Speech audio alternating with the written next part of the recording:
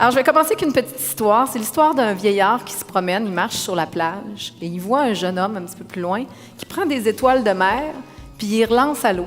Fait que le vieillard, il vient voir le jeune puis il dit « Mais qu'est-ce que tu fais là? » Fait que le jeune, il dit « Je les remets à l'eau parce que s'ils restent là jusqu'au lever du soleil, ils vont mourir. » Le vieillard, il dit « Mais il y a des kilomètres de plage, des millions d'étoiles de mer. Ça ne sert pas à grand-chose. Quelle différence ça va faire, ce que tu fais? » Le jeune prend une étoile de mer dans ses mains et en la lançant à l'eau, regarde le vieillard et dit « Ça va faire une différence pour celle-ci. » Alors, c'est ma portion du jour à moi.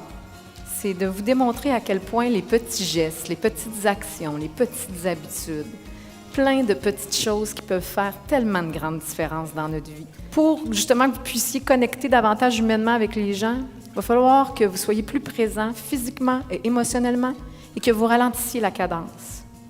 Parce que si vous allez vite, puis si vous n'êtes pas vraiment présent, vous ne verrez rien de tout ça. Puis je te vois, le concept de « je te vois », moi, il m'a été enseigné particulièrement par un homme qui m'a beaucoup touchée, M. Ibrahim, chauffeur de taxi à Paris. Je suis allée à Paris pour le lancement de mon premier livre. J'embarque dans son taxi, il me demande où je vais, je donne mon adresse, et il me dit « Vous êtes québécoise? » Je dis « Oui », il avait entendu mon accent. Il dit « Vous faites quoi à Paris? » Je dis « Je viens pour le lancement de mon livre. » Ça parle de quoi votre livre? Je dis « Ça parle de bonheur, de sens de la vie, tout ça. » Et là, il se met à me parler de ça lui aussi, comment ça l'intéresse, puis il me raconte plein de choses de sa vie très touchantes. Puis là, j'avais demandé son nom parce que je demande toujours le nom. Fait que je me dis, Monsieur Ibrahim, je dis, est-ce que vous parlez à tous les clients dans votre taxi comme ça, de choses aussi personnelles? Il dit, bien sûr. Ah, mais là, j'ai dit, vous me surprenez parce que, sans vouloir faire de jugement, c'est rare qu'il y a des chauffeurs de taxi qui me racontent des affaires de même. Souvent, ils sont concentrés, puis ils ont tellement de clients, puis on peut les comprendre aussi. À un moment donné, ils sont peut-être moins présents, peu importe. Il dit, Madame Christine, il dit, vous pensez? Il dit, c'est pas un hasard, là. Pourquoi c'est vous qui êtes embarqué dans mon taxi? Pourquoi c'est moi qui est au volant? Pensez-vous que je prendrais la chance de gaspiller ce moment de connexion humaine-là? Jamais de la vie. J'en profite pleinement. Quand je suis débarquée de la voiture, il a baissé sa fenêtre puis il m'a lancé « Madame Christine, vous saviez qu'on avait rendez-vous aujourd'hui, hein? » Il a changé ma vie, cet homme-là, parce que, effectivement, depuis ce jour, je crois à la théorie des rendez-vous. On a rendez-vous continuellement. On a rendez-vous avec tous les êtres humains qu'on croise. Annette, au comptoir de lunch, là.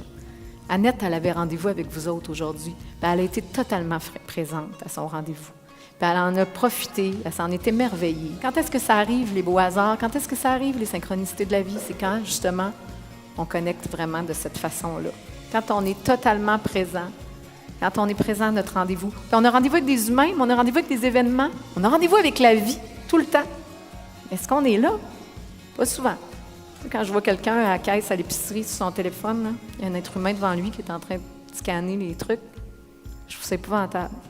On le voit au restaurant. Je vois des couples au restaurant assis face à face, puis ils textent. J'espère qu'ils se textent, là, mutuellement, au moins.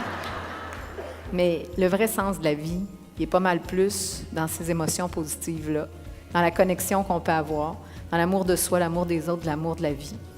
Et parlant d'amour, vous savez, on est issu de l'amour. On ne serait pas sur cette terre si on n'avait pas été créé d'une certaine façon dans l'amour.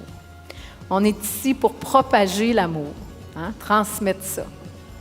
Alors, je pense vraiment que tout ce dont on a besoin sur cette terre, c'est d'un peu plus d'amour.